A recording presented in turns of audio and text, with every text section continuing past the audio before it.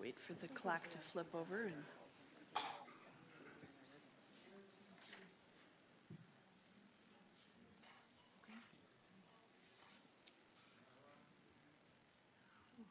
Well, it's 6:59. I was thinking it says 6:59, so I thought it would turn to.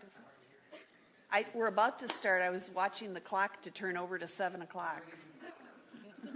All right. I think we're gonna. It's gonna say it must have just turned right before we. All right. Good evening, ladies and gentlemen. I'm calling to order this regular City Council meeting of the City of Richfield. It's June 24th at 7 p.m. If you're able, please rise and join us for the Pledge of Allegiance. I pledge allegiance to the flag of the United States of America and to the republic for which it stands, one nation, under God, indivisible, with liberty and justice for all.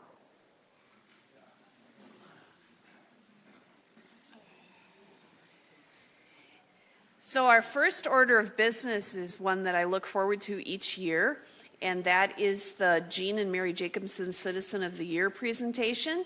And it's a process where people put in April, they turn in nominations, and then the Human Rights Commission looks through and chooses our award recipient. And this has been going on for a number of years, and I think Mr. Jacobson is going to tell us more about that. But I am very excited to honor Tanika Smith this evening, and it's a very well-deserved honor, and I've been looking forward to this presentation. So I'm going to call up Mr. Kim Jacobson to tell us about the award first, and then he'll introduce Ms. Smith.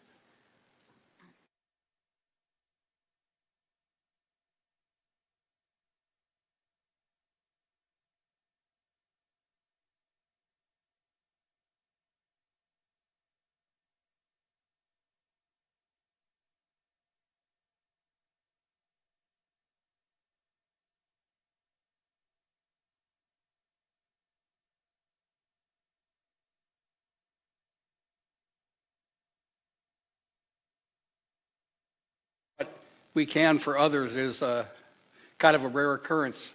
My dad was, he fought in World War II as a Marine, and he loved my mom so much, and he treated her with kindness, and he treated his children with kindness, and he treated his work in Richfield along with the other council people and mayors that he worked with to give us skating rinks and pools.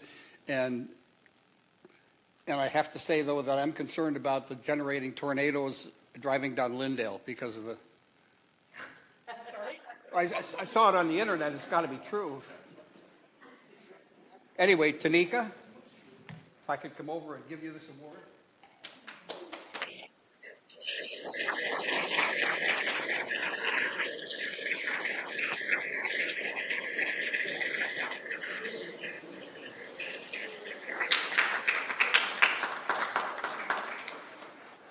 If you want to join him up at the podium. You know, I fumbled. I was given this little thing to read, and maybe I should do it right now while you're standing. Is that okay? The Human Rights Commission has awarded the 2025 Jean and Mary Jacobson Outstanding Citizen of the Award to Tanika Smith, my new friend. Tanika started Miss T's Helping Hand in 2020 to collect donations and help support those experiencing housing instability. She spends major holidays serving meals and handing out donations to those who need. Not only does she bring things that she thinks people will need, but she also takes time to learn people's names and bring them what they ask for and help and wish.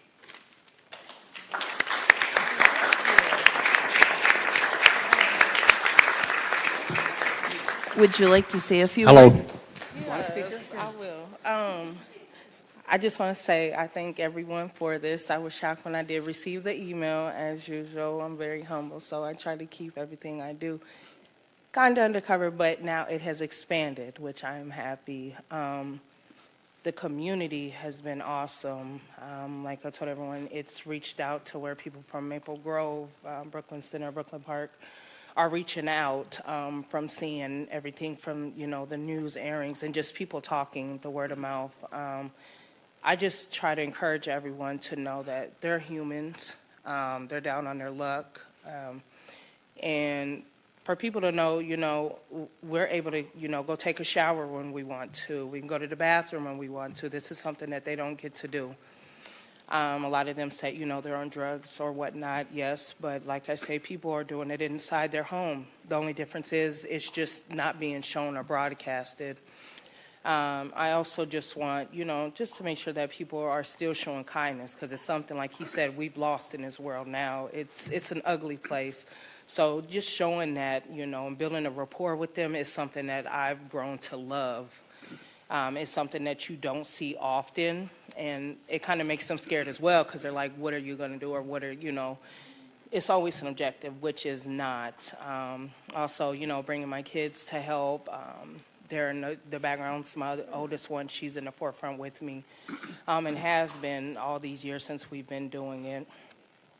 It is something that I'm going to continue to do. Like I said, with the community's help, it's grown big. It's bigger than I thought it was going to be. I'm just blessed to be able to do it and continue, to take the volunteers with me. The donations that, I ask, I make a post, and they're on it. As soon as I finish an event, they're in my inbox. They're like, when's the next one? I'm getting that one together. It's just that it is showing that, community love is real, and it's there. And I couldn't do it without everyone. Like I said, I've met some wonderful people. When people drop donations off, you'll be surprised. And they're like, oh, I didn't think, or, I didn't think you were this way. I'm like, it's me. Or when they see me on the streets, they're like, aren't you the girl that helps the homeless? I'm like, it's me. They're like, I'm glad. I've heard nothing but good things to you. So, but I just want to thank the community, and I appreciate everyone. I'm going to continue to do this, continue to make a good name for us, and keep pushing it. Kindness matters. It does. It really does. Thank you.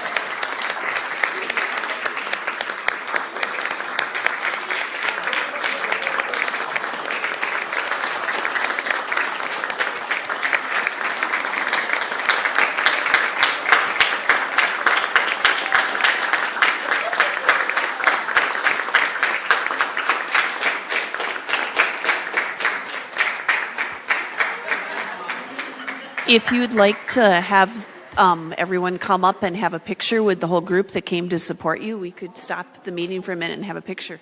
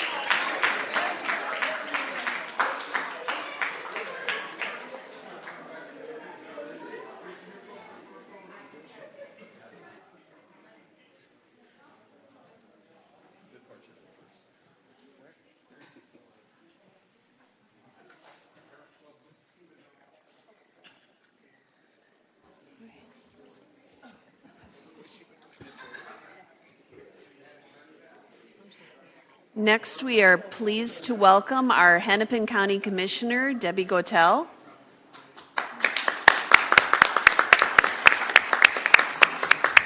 You know, I remember these days, this is the fun part of your job when you get to do something like this. It's nice to see the family all come out, too. It's nice to see you kids. Thank you for supporting your mom. It's great. Well, I just want to, first of all, it's wonderful to be here back in Richfield. This is home for me, and it's wonderful to be working with you folks. I really appreciate it. And is that my clicker? Thank you. Appreciate that. Thanks, Michelle. I do want to say there's a shout out here, and they're not expecting it, to Judy Moe and Raven Moe, because a long time ago, and I wonder if they even remember this, they put a bug in my ear about accessibility in Hennepin County. And what they talked to me about was how hard it is for the disability community, and specifically some of the disability people in your group told me that getting to closed caption was just nearly impossible in some of their devices. So I'm happy to announce today, Hennepin County, for the first time, is live streaming our community meetings on YouTube. We already live streamed it. Now we're doing it on YouTube. So you have closed caption. It's regularly there. So we're adding this in addition to our current streaming tool, providing residents in Hennepin County to the county website. We're providing this second method so Hennepin can increase access to Live and Achieve official county business to a wider audience across the communities. Residents can now access both live streaming and archived materials on Hennepin County's YouTube channel, so we have some archives. The handle is @HennepinMN. So there you go. And we do listen. It took us a year to get there. So, you know, we actually renovated the whole inside of the guts of our programming and everything. And as we did that, I said, well, make sure that we can go on YouTube and we can make sure that all the caption comes up at the same time. That's so important so that everybody has access. So I just want to say thank you. And I'm going to move on into my presentation, and I want to thank you. Every year I come out here, sometime through the year, and invite you to come look at, is it the next one? Hold it, I can't see which, the next screen. Is it the middle one? That advances? Should just scroll. Okay, I've got to find the side. We could also make it larger, I think. Yeah, can you? I'll let you do that. Yep. Make it into, it's not into screen mode.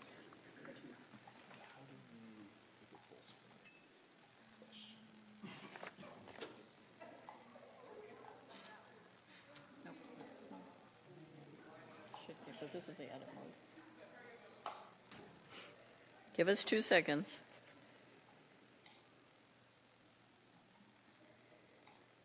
There we go. Okay. And then you can also just go like that too. If you Fine, want. yeah. Or Which one is it? This I one? would use this keyboard. Which way? Just click forward. This, okay. All right, there we go. Now we got it. I did want to mention that today we did pay tribute to Melissa Hortman, Chair Emeritus, Speaker of the House Emeritus, and her husband, Matt. A lot of you probably know that she will be laid to rest in the Capitol Rotunda on Friday. Many of us knew her. Most of us knew her. And several of your colleagues were with me at the Humphrey dinner where she was at. So I just want to acknowledge how much we're going to miss her great leadership, the things she did, how unassuming she was, how gracious she was, what a fabulous negotiator she was, and she was known as being very strategic, and how much we're going to miss that to her. So we paid tribute, and a couple of my colleagues weren't there. We'll be doing another tribute to her on July 8th. So I just wanted to make mention. She was a good help for the city of Richfield, for District 5, for counties, for hospitals, and for our state. So she will be missed.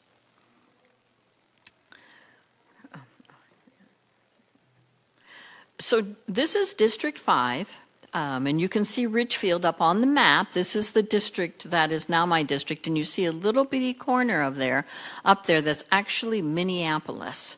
And so I always liked, as when I was in the seat where the mayor was, referring to Minneapolis as Richfield's largest suburb. So I just want to say, feel free to use that in future reference for that. And the mayors always get a tickle out of that, out of Minneapolis anyway. But I wanted to begin with a moment to talk about where dollars actually go. Let me get to my right slide here. Our board, made up of 7 county commissioners, functions much like the council here does. We steward in $3.1 billion annual budget across the board of a range of topics. That was our last year's budget, including human services, public health, public safety, public works, and resident services, which include the libraries, which we have here, and our wonderful elections here too. And so that's a lot of what we have, and a lot of those dollars, much like what a city has, are actually restricted dollars that come into the coffers that we already know have to go specifically to certain things that we have to provide for residents. Disparity reduction is driving the principles, enables all this great work that we're already continuing to do. Through our HRA, we steward considerable investments in housing and economic development. We bring some of that here into the city of Richfield. We do this on behalf of 1.3 million diverse residents. That's 1 in 5 Minnesotans actually call us home here. So, and affordable housing, I'm going to go to the next slide. This is a great project. Affordable housing creations, housing supports are some of the most important investments we make to increase the quality life for our Hennepin County residents. In 2024, we were the primary funder for affordable housing development in Hennepin County. We're first dollars in, and that makes a lot of difference to some of these developers who are trying to get some of these projects off the ground. We awarded $19.5 million in capital funding to create and preserve affordable housing. We funded 23 projects, 1,493 affordable rental units, many of those fully accessible. 10 projects created 69 affordable homeownership opportunities. We awarded grants totaling $17.3 million through a local affordable housing aid. That helped restore and boost local nonprofit capacity to develop even more affordable housing. There's so much more work to do in this space, and we're making some large strides to bring down the cost of housing and make it more accessible and more affordable for our residents. Elevate Hennepin. This is another wonderful program that I love touting. Elevate Hennepin is a resource hub connecting local entrepreneurs to expert advisors at no cost on a wide range of topics in just one piece of the broader strategies we're growing to support entrepreneurs and businesses at every stage. Thousands of businesses have used Elevate Hennepin, including more than 3,262 entrepreneurs who have access to over 41,712 hours of no cost, one-on-one advising on cohort learning opportunities. 222 businesses have launched as a result of this effort, some of them right here in Richfield.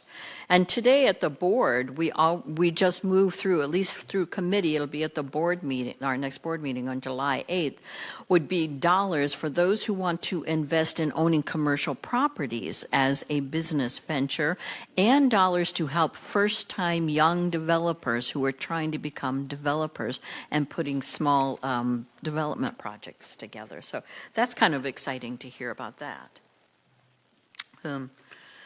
One of the other things we worked on is we work with our schools. Although we have no jurisdiction, we are great partners with our school. The school-based mental health program and Hennepin County program, and I'd love to share just how much it really affects our students. A recent study from the University of Minnesota showed a significant drop in self-reported suicide attempts among 6th to 12th graders. I think a lot is due to, because of these great efforts that we're all putting together for this.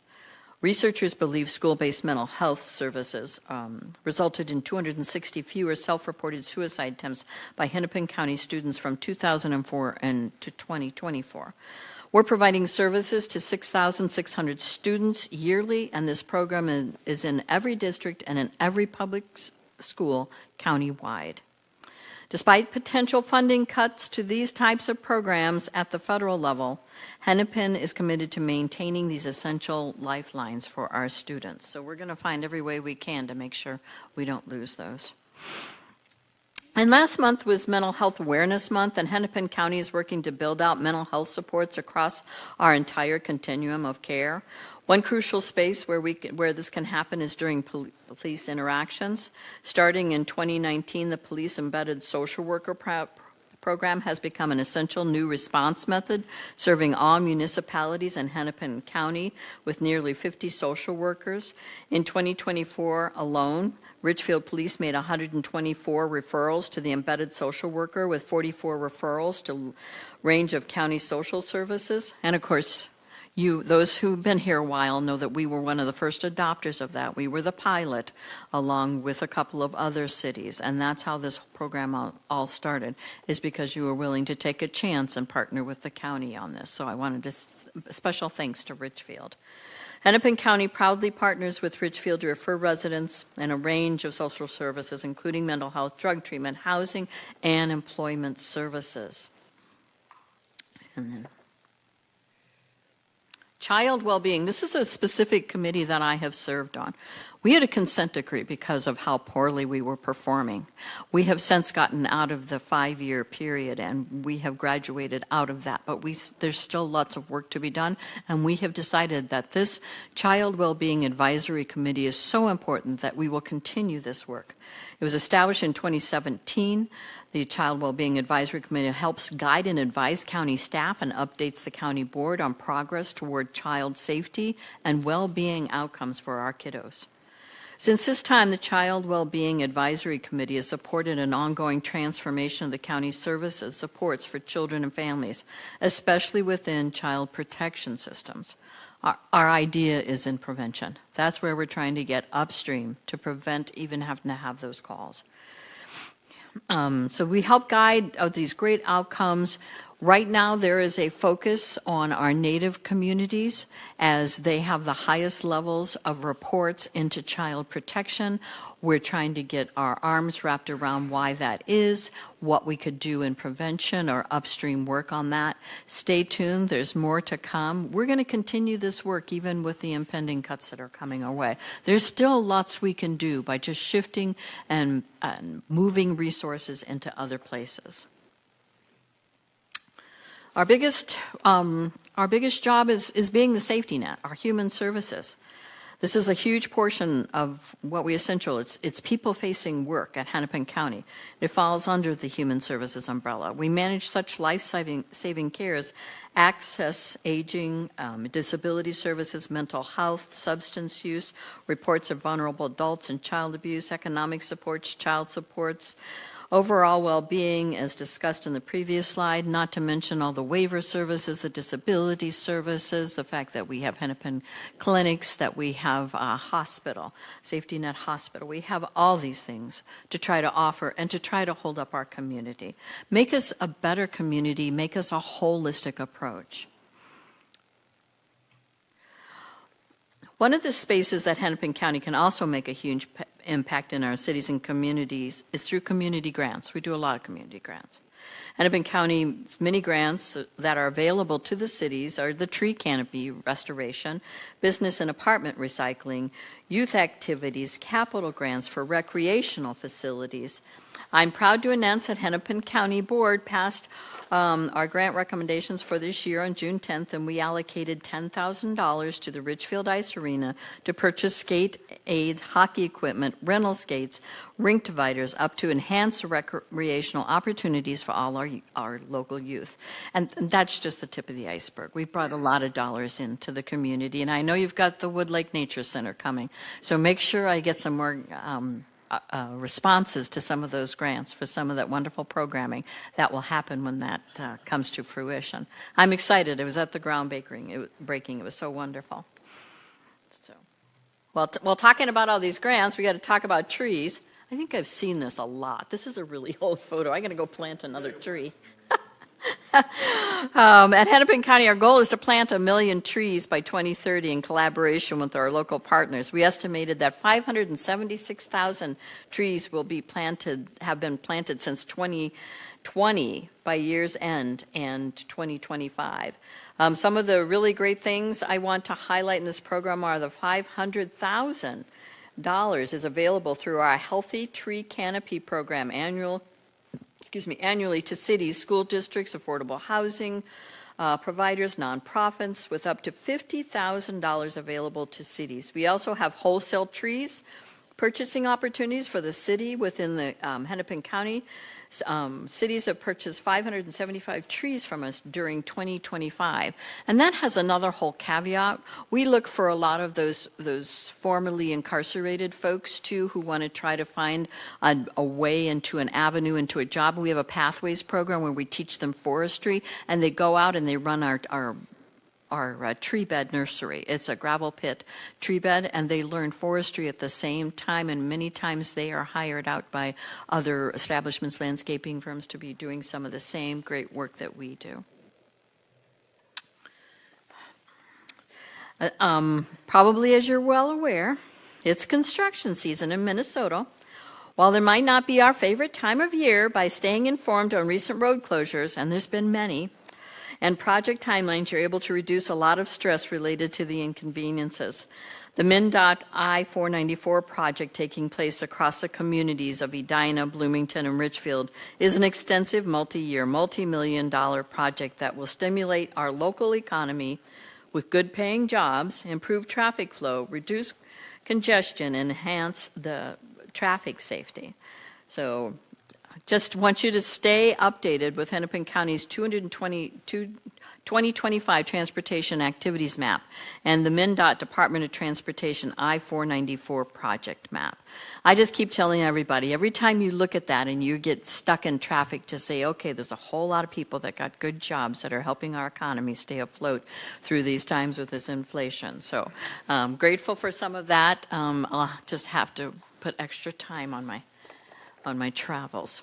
Lastly, in partnership with the Public Works Department, we wanted to include the map and listed some of the future infrastructure projects on the horizon.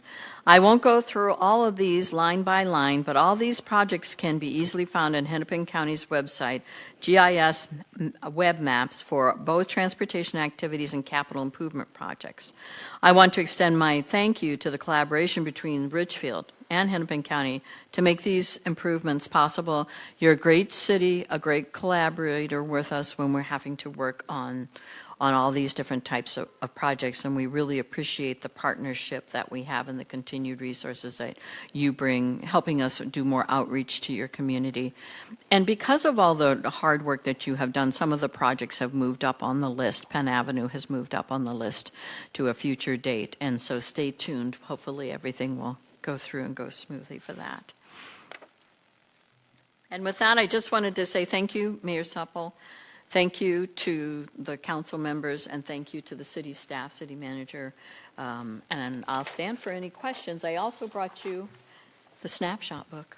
I'll pass those out on my way out. Any questions or comments? Thank you so much, and thank you for your partnership. We always know we can count on Hennepin County, and you're a very good representative for us, so we appreciate that. Are there any questions that anyone would like to ask? Go ahead, Councilmember Burke. Especially happy about the Penn Avenue project, and it's nice to see the signs up and telling people as they're driving on Penn Avenue that things are going to happen. It's something that people have been waiting for, as I know you know.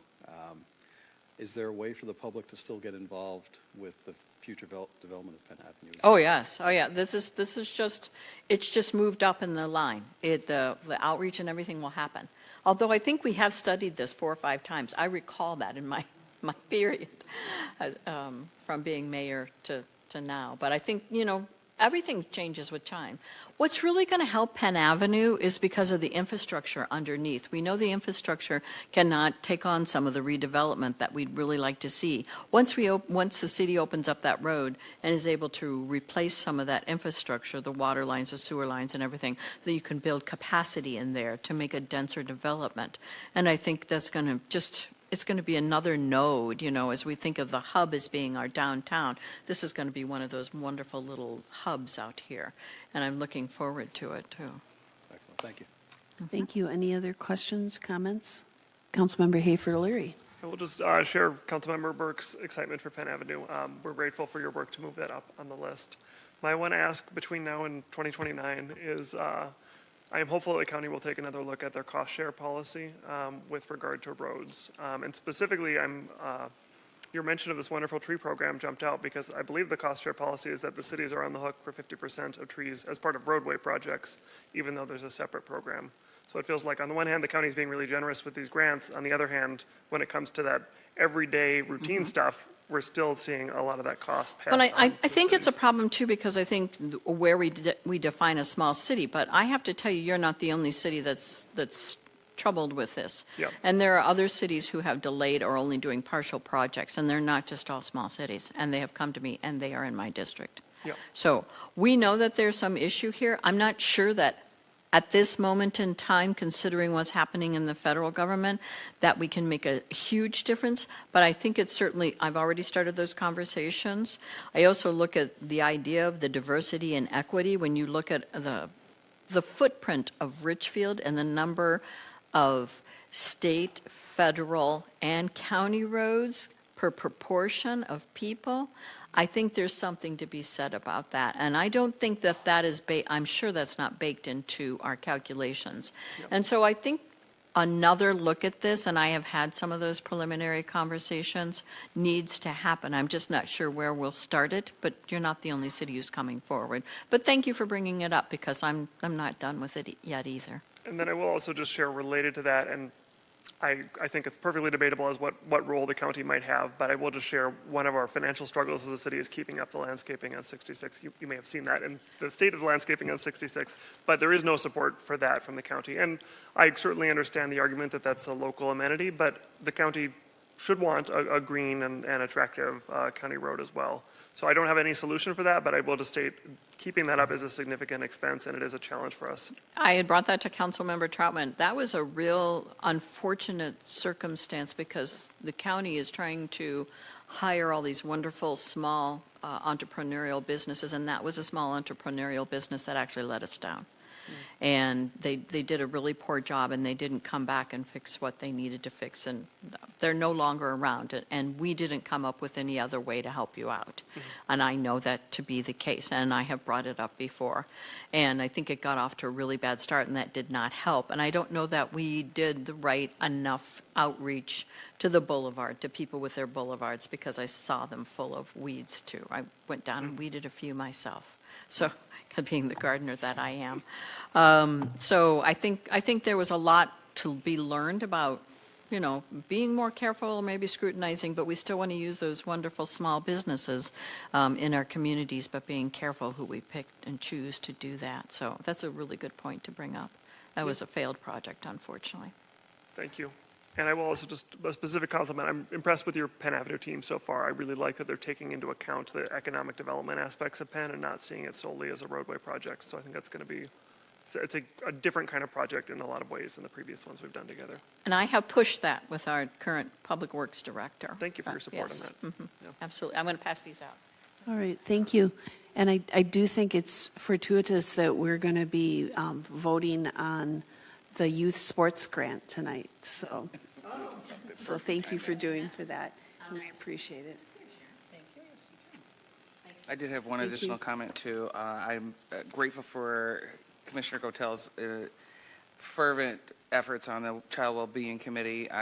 My full-time job works with Connections to Independence that works directly with the Child Wellbeing Committee on preventative measures and how to push things upstream in terms of direct appropriation is really kind of what we're looking for, and there is so much to be done in that space to help fosters. So I appreciate your help.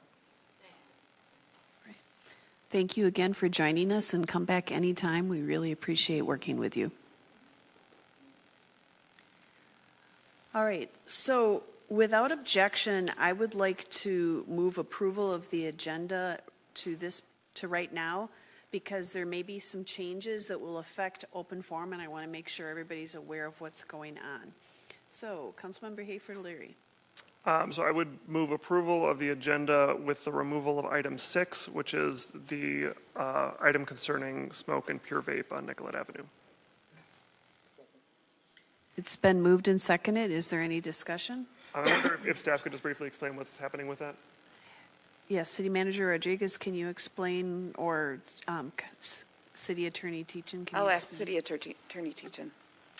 Thank you, Mayor and Council. Yes, the reason for the change in the agenda is we reached out to send some information to Council this afternoon that the legal counsel for the licensee, they had requested that the matter be heard by an independent hearing officer rather than the council. And so after some discussion and talking it through, it was my recommendation that we grant that request and follow that process instead. So that it'll be going before a hearing officer, so it'll be removed from this agenda. Correct. So anyone that wishes to speak at open forum can still speak at open forum. Sure, if they wish to, but there won't be a hearing on that tonight. All right, thank you. Councilmember Burke? May I ask one question about that? Do we have any idea how long it'll take to get a hearing scheduled and get it resolved? I believe that staff has reached out already to inquire about that, and it sounds like we'll be able to set something up fairly soon. Fantastic, thank you. All right, thank you. Any further discussion or questions? All in favor of approving the amendment with that item removed, please say aye. Aye. All opposed? And we've approved the agenda with that item removed. So next we'll move on to open forum. Participants can share their comments in person, by voicemail or email, and may also request to participate virtually. For information on submitting comments, refer to the council agenda and minutes page on richfieldmn.gov/citycouncil. Given recent events, there have been some concerns raised about asking people to say their address. So when you come forward, you'll have 3 minutes to address the council. We'll just be listening to you and taking notes. And if there needs to be any staff follow-up, they'll get back together with you because you've given us your address here privately. But when you're giving your comments, if you could just state your name and whether or not you're a resident of Richfield, you don't have to give your specific address. So at this point, I'm going to call together up our first commenter is Carol Kelly.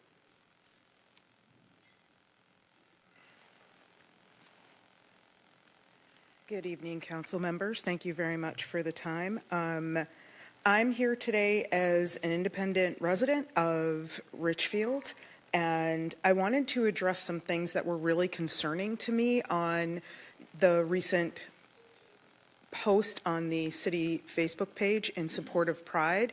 I wanted to first say thank you very much. As you know, with my activities as within the Human Rights Commission, Human Rights Commission,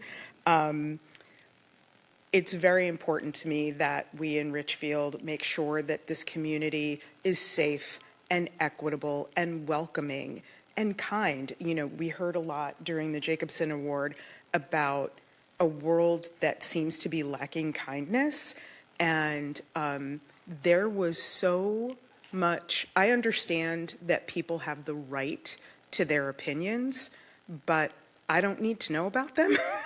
And I feel like in this public comment to be able to say, you know what, if you don't have anything nice to say, don't say anything at all.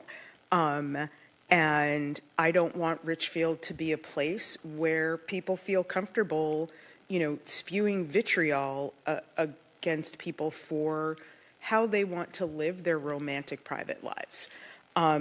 So this should be an equitable place. I want to make sure and encourage the city council and the city to continue to support all of these efforts, whether it's for Pride Day, for Trans Visibility Day, for, you know, we've even seen in the past people questioning why we even have an HRC or why we have to make these proclamations.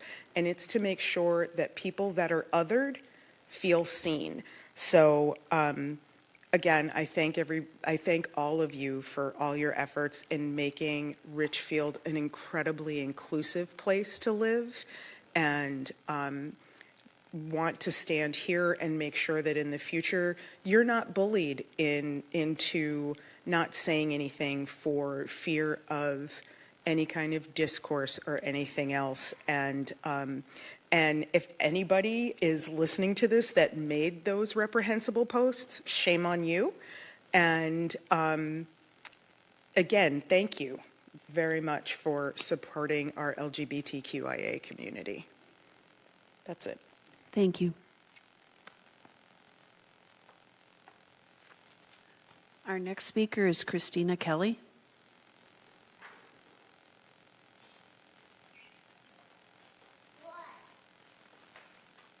Hi, I am a Richfield resident, and I am just here to talk about the ban on menthol cigarettes. I didn't know it was happening until it was already in the news. I don't agree with it. I am a smoker, but it doesn't make sense to me for you to ban menthol cigarettes because it is a gateway for children. That's a parenting problem. Point blank. Children are children. They're going to find a way to get what they want. If we're honest, we've all been there before. When you're a teenager, if you're going to want it, you find a way to get it. 2, coming up in September, you're going to be able to, if someone won a lottery to sell marijuana, you're going to be able to buy marijuana that has flavored names. I thought there were only 2 Richfield-owned liquor stores in the city of Richfield, but I was told by the manager of the city that there are 4. So there are 4 liquor stores that are owned by the city of Richfield that I could go in any of them and purchase over 100 different liquors that are flavored. There are even Mountain Dew canned flavored liquors that is totally towards children. Are you going to ban that? My other thing is I've talked to a lot of different owners. It is hurting their businesses tremendously that this has been taken away, their sales. There's so much. I just think it's wrong. I don't know why it's not at a state. I can see if it's a state and just state and down, then do it. It's just not right to me, and I just wanted my word. Thank you. Thank you.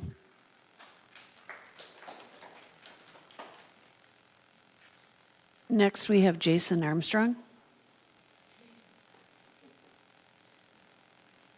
He doesn't want to speak. Oh, he's changed his mind? Okay. Kareem Wazwaz.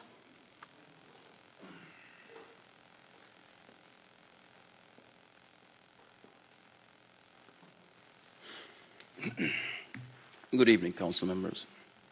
My name is Kareem, and I'm here on behalf of Golden Tobacco, and it's a family-owned small business that's been a part of the Richfield community for nearly 30 years. We've always taken responsibility serious. In fact, we've had 1 or 2 minor sales city infractions, to my knowledge, in the near 30 years that we've been there. Not because we're lucky, because we care about doing the right thing and not sell to minors. The enacted menthol flavor ban, while respectively well-intentioned, is deeply harmful to responsible businesses like ours. Flavored products and menthols represent a large portion of our adult customer sales. Since the ban, we've seen a significant drop in traffic and revenue, which threatens not just our business, but also the jobs of over 10 employees that we hire. And it's literally the reason why we're opening a second shop 5 blocks away in the city of Minneapolis. The current policy punishes all retailers equally regardless of track record. It does not distinguish between a business with history of compliance and the others with annual repeated violations. That is not balanced policy, in my opinion. Respectively, that's a blanket punishment. We absolutely support keeping tobacco out of the hands of minors. But bans like this do not stop youth from accessing these products. They just drive the market underground or to unregulated online sellers or neighboring cities. Meanwhile, those responsible are left to suffer. America has long been a land of personal freedoms to me, and we take great pride in self-determination and the notion of self-autonomy. When we have slogans like "My Body, My Choice," Where is that line stopping here? How and why are cigarettes and flavored tobacco worse than fruited alcoholic beverages like this?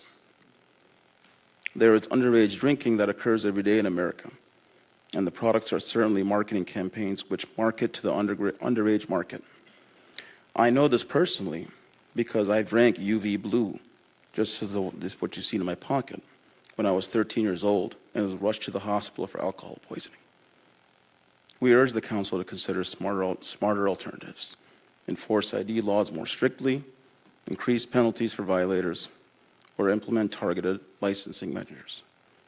Don't shut down the businesses that are doing things right. Thank you. Thank you. Brian Flaherty, I don't know if he's still here. I believe he indicated that he may not speak if the item was pulled from the agenda. All right, next we have Larry Ernster.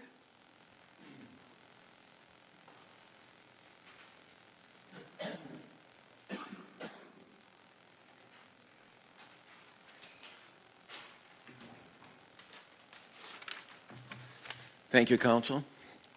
My name is Larry Ernster. I live at 6727 Elliott Avenue South. It's nice to see a crowd here tonight. In fact, I can only remember, you get a crowd when you do a proclamation, or you get a crowd like tonight when you recognize Citizen of the Year.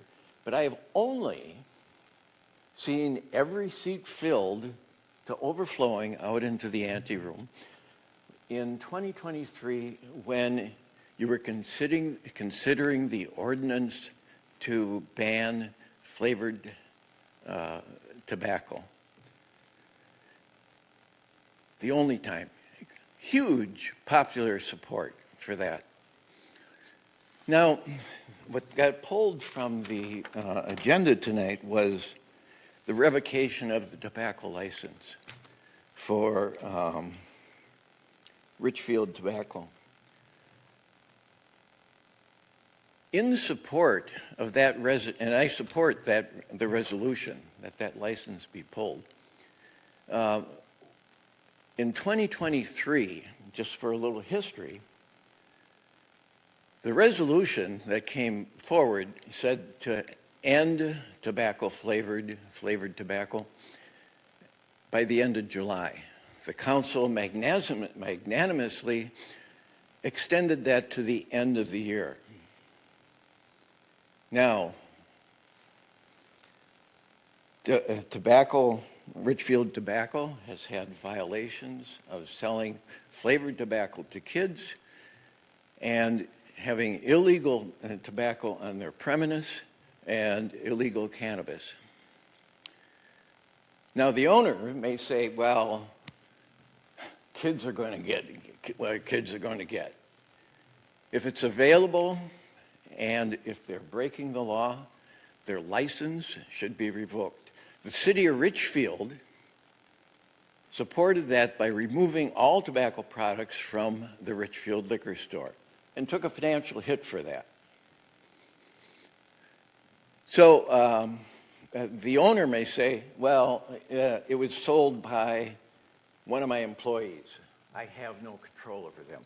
But, and that may be true, and that employee should be reprimanded, but the presence of illegal tobacco, illegal flavored tobacco, illegal cannabis being on premise is on the owner, not on the sales clerk.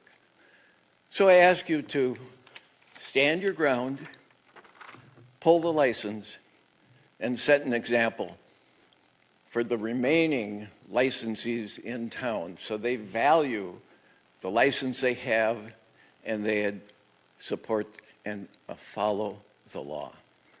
Thank you.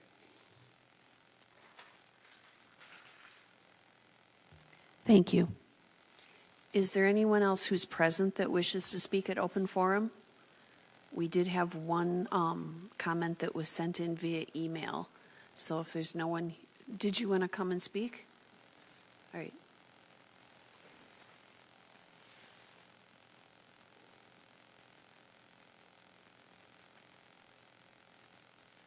My name is Susan Hamlin. I am not a resident of Richfield, but I am a constant shopper here.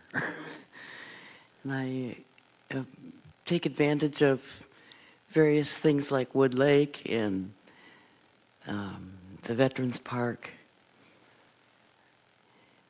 I'm here to talk about the tobacco shop that I frequent and buy my menthol cigarettes.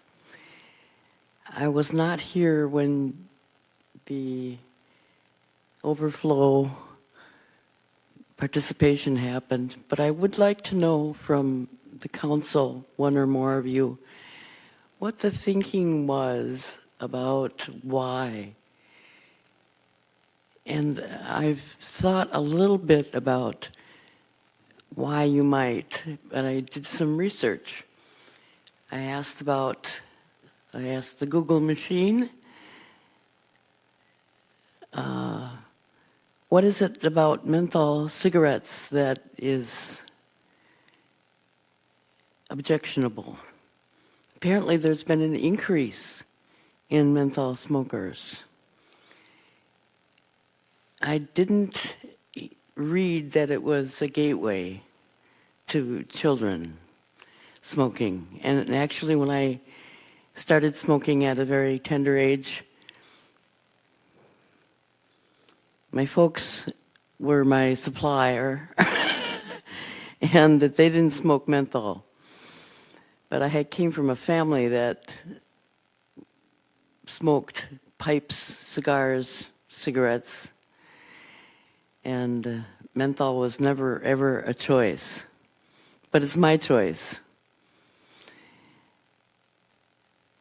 You know, it is a fundamental factor, and I am aggrieved that this shop owner that just spoke to you, who is my retailer,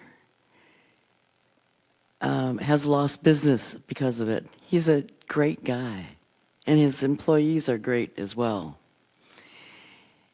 When they had initially asked me for my identification, I asked them if I was too old to smoke. Nope, they were just checking to see I was old enough. I would never say to a child, it's a good thing to start smoking. Don't do it. But if you must, be prudent about it, just like you'd be prudent with alcohol use.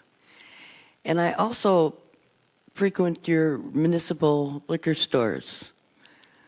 And I got to thinking about the deaths that come from smoking and alcohol. For children, the National Highway Safety Administration says that 1 of every 4 children killed in a car crash is a result of 1 of every 4 from alcohol driving carelessly because of alcohol. So if it's about children that you're concerned about, keep that in mind. You're reaching the end of the time limit, so if you could wrap up your comments. Oh, I'm sorry, I wasn't aware of a time limit. No, that's okay. So I would appreciate, just for my own information, what the primary reasons were that you wanted to eliminate menthol cigarettes. Thank you. And I appreciate your having an open forum. Thank you. During the meeting, we don't get into back and forth, but if you're willing to hang around, I'd be happy to talk to you after the meeting. So we'll be able to talk to you then. Is there anyone else who's here in person that wishes to speak? All right. City Clerk Friedrich, I believe we had someone that sent in comments. We do. We have one email comment. A comment was submitted by Sloan Martin. They are a Richfield resident. I am writing to the City Council to express my displeasure and disappointment with the basketball hoops at public parks. My husband and I have lived in Richfield since 2017 and chose to stay here for our second home. Richfield Public Parks accounting for a major reason why. We absolutely love not just how many there are, but the care, attention, and pride put into the parks year-round, a truly hidden gem in our area that we deeply appreciate and use daily. We were excited when last year, or 2 years ago, new hoops started being installed because we use those on a very regular basis, specifically at Taft, Roosevelt, and Washington. But we too often find ourselves frozen out from using them due to damage. We feel awful that so much was invested in these hoops, and they're unfortunately serving as an example of why we can't have nice things. Between broken cranks and broken rims, we too frequently have our basketball outings squandered. Numerous times we've arrived at a park only for a hoop to be immovable, at 7 feet, or one completely out of commission at the height of our knees, rim nearly detached from people hanging on. If Richfield is going to have outdoor basketball hoops, the current situation is unattainable. The hoops have to be 10 feet, durable, and stationary. If you want hoops for little kids, make them static at a certain height at a limited number of parks. We're now going to spend hundreds of dollars on a hoop for our home, but that's not what we want. We want to use our public space. I know there's no magic wand that will refill the budget for these hoops, but I know there's agreement that public outdoor basketball hoops are vital to numerous members of the community as one of the most accessible ways to exercise and be outside. Richfield takes pride in investing in parks, so let's reinvest in something widely used and desired. Thank you. Are there any other comments that were submitted? Okay, we'll ask one last time if there's anyone else who wishes to speak. Thank you to everybody that contributed to open forum.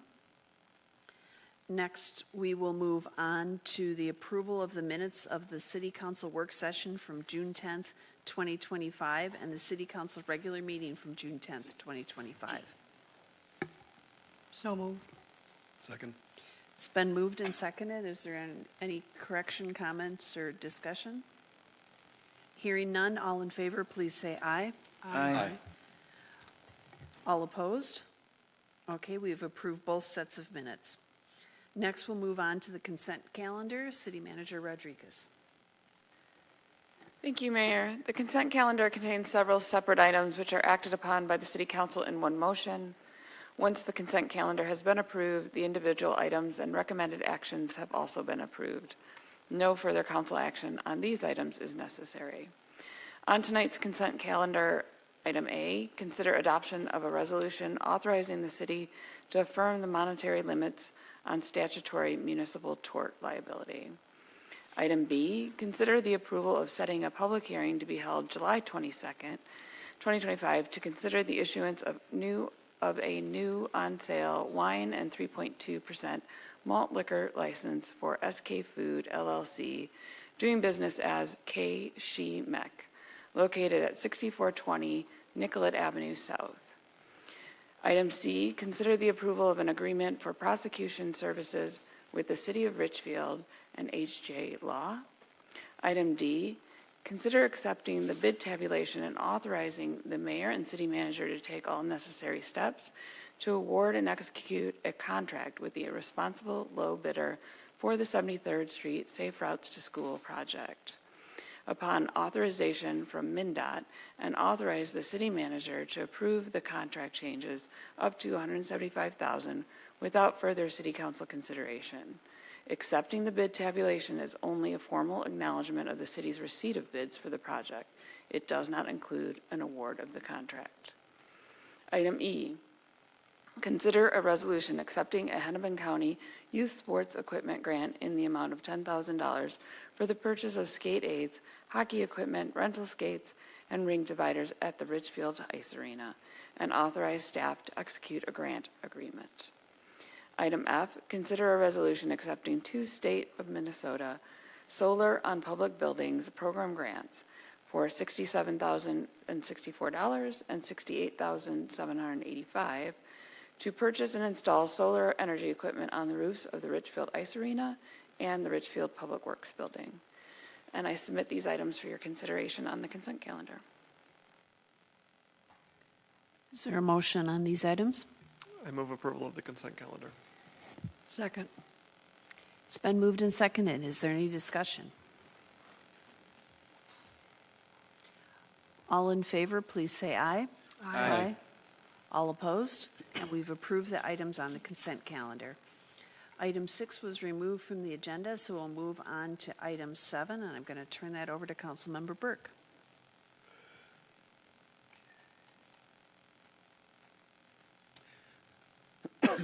The item for council consideration. Consider an amendment to the cooperative agreement with Metro Housing and Redevelopment Authority to operate up to 5 additional housing units under the Family Affordable Housing Program. 2003, the city approved a cooperative agreement with the Metropolitan Council's Housing and Redevelopment Authority, or Metro HRA, that allows them to own and operate 10 scattered site units of affordable housing in the community. Under the terms of the agreement, properties are exempt from property taxes, but pay a fee in lieu of taxes in an amount equal to 10% of the rent paid for the unit. Metro HRA owns and operates 150 units of affordable housing throughout Anoka, Hennepin, and Ramsey counties as part of the Family Affordable Housing Program. Metro HRA recently sold 5 of these homes and are in the process of purchasing replacement homes in various communities. They have purchased 2 homes within Richfield and are seeking to bring the operation of the homes under the agreement through a second agreement. They would also like the second agreement to provide the option of purchasing 3 additional homes in Richfield at some time in the future. So the motion before the City Council is to approve Cooperative Agreement number 2 between the City and the Metropolitan Council Housing and Redevelopment Authority to own and operate an additional 5 homes in the community through the Family Affordable Housing Program. Is there a second? Second. Okay, it's been moved and seconded. I know staff was hoping to give some additional information. So at this point, if you would like to do that, I'm going to call on our Assistant Community Development Director, Julie Urban. Thank you, Mayor Supple and members of the council. I actually don't have anything to add, but I would like to introduce Terry Smith, who's the director of Metro HRA, and she is here tonight and can provide some background information since this happened many years ago, was first approved, and answer any questions you have. So thank you, Terry, for being here. Thank you. You can go up here. Thank you, and good evening, Mayor and council members. My name is Terry Smith. I'm the director of the Metropolitan Council Housing and Redevelopment Authority. I was around when we purchased our initial 150 units back in the early 2000s. We currently own 10 units in Richfield. They are all managed by a private management company, and we've had great success with the units in Richfield. In terms of low turnover, the units remain occupied. We work closely with the police department and have had relatively few, if any, issues in many years.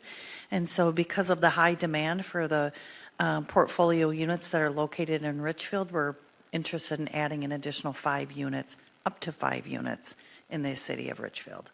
Happy to answer questions. Thank you. Are there any questions? All right. Thank you so much. Thank you. So the motion has been made and seconded. It's now open for discussion. Is there any discussion? Councilmember Burke. Just a comment, I should have said this while you were up there. It's really great to see how cooperatively the organization and the city is working, and certainly in favor of affordable housing, especially at the family level. It's definitely a challenge to find housing for families as opposed to individuals, and so it's really great that what you're doing and that the city can participate and cooperate with that. So thank you. I'll actually piggyback off of that. Working with youth who are aging out of foster care, they have kids with multiple kids with and are in need of housing voucher options that have actual houses, not just apartments. So we appreciate your work.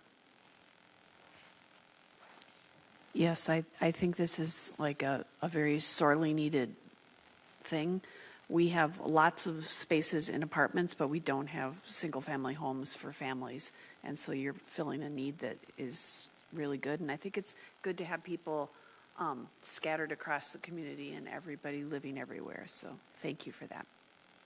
Any other comments, questions? Okay, the motion's before us. All in favor, please say aye. Aye. All opposed? And we have approved the cooperative agreement number 2. Thank you.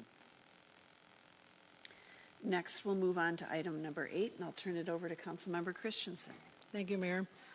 This is for to consider the appointment to fill a vacancy on the Transportation Commission. Terms of several city advisory board and commission members expire on January 31st, 2025. Terms for advisory board and commissions are for 3 years. The City Council directs the City Manager's Office to conduct an annual recruitment seeking applicants to fill the vacancies. This recruitment includes a press release and information on the city's website and social media platforms. Applicants were interviewed at a work session held on November 16, 2024. The Transportation Commission had an unexpected resignation after all positions were filled. During the recruitment process, Council designated alternate candidates as there were not enough open positions for all applicants. The recommended alternates application was submitted to Council for their review. The recommended action would be to approve by motion would be to approve the appointment of Jacob Olson as Transportation Commissioner commencing on June 24, 2025 and expiring January 31st, 2026. Is there a second? Second. Okay, it's been moved and seconded. Is there any discussion? I would say it's been a good process to have the alternates in place, and we've actually used it several times this year. So I'm glad that we had the problem of having so many applicants that we had to pick alternates. So it has worked out well for us. Any further comments or questions? All in favor, please say aye. Aye. All opposed? And we've approved the appointment of Jacob Olson. Thank you, Mr. Olson, for your service. Next, we will move on to the City Manager report. City Manager Rodriguez. Thank you, Mayor. You may have heard by now, but our Deputy Chief Mike Flaherty is retiring, and his last day will be tomorrow. And he has requested that that he slip out the back door. So he does not want a lot of fuss, but I can't do that completely. So I just want to say thank you to him for all his years of dedicated service, and he and I would be at a lot of community events together, and he was my model for community engagement.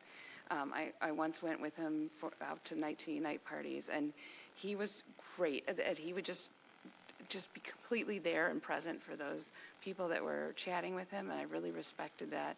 He's been a pleasure to work with, and so I will really miss him. And I'm going to keep it short so I don't get in too much trouble, but thank you. And I think we would like to add our best wishes to Deputy Chief Flaherty. He's been a wonderful public servant, and we appreciate all he's done for Ridgefield.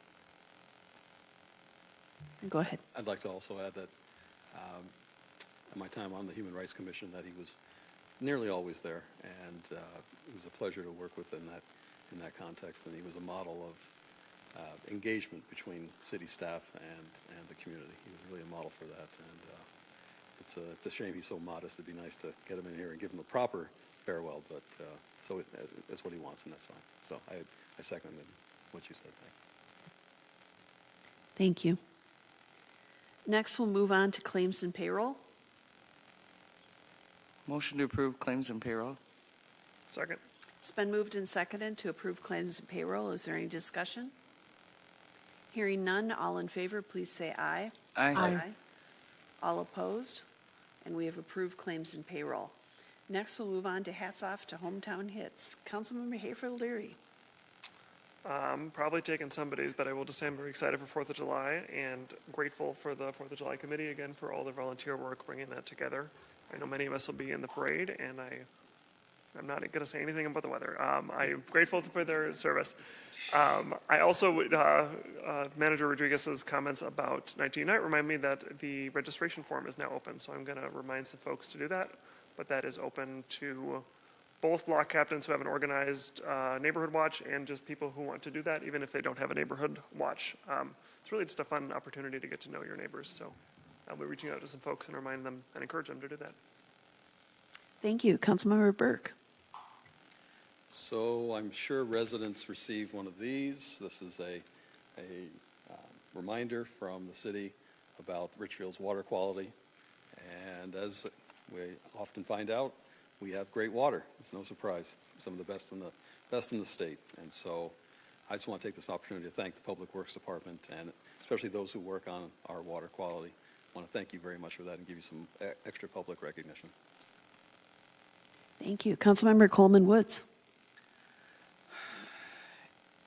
You know what? I want to send a shout out to our city staff and the work that they've been doing this week to keep us safe as elected officials. So thank you. I appreciate you guys. Thank you. Councilmember Christensen. Yes, I'd like to do a shout out also to the Richfield 4th of July Committee. They are working really hard to get us a great year this year. And they do need help. So if you could go on the website is www. I believe it's richfield4th.com. And there's a place to sign up and tell you all about all the different activities that there are, whether, it be the street dance the night before, the VFW pancake breakfast the next morning, the wreath laying at Veterans Memorial, the parade, and of course the fireworks, and also a family movie event at the STEM field the night after that. So, thank you. I wanted to thank everybody who attended the State of the Community event and thank all the people that were part of putting that together and the staff. It was fun to get together with the community, and I just wanted to put a resounding thank you for that. I also wanted to thank everybody that was involved in the Juneteenth pop-up event at the Richfield Farmers Market. And so I know Brittany Bartlett had a lot to do with that, and I know a number of other people helped her. There was music by the Daily Norm, there was a storybook hike, Juneteenth buttons, and several Black-owned businesses. And so it was a fun event, and I look forward to future events. Finally, people have talked about the need for volunteers for the 4th of July, so I think that's been covered. I do want to do a shout out to everybody that has organized the entertainment in the park. They're over there doing it right now, so we're missing it. But on July 8th, you could join us there, and there's a whole list. You can go on the website of all of the different times that people come. There are Tuesdays that'll go through August 12th. At 11 o'clock, it's things for kids, and at 6:30, it's for adults. So please join us for entertainment in the park. With that, I would entertain a motion to adjourn the meeting. So moved. second. It's been moved and seconded to adjourn the meeting. All in favor, please say aye. Aye. All opposed? We stand adjourned.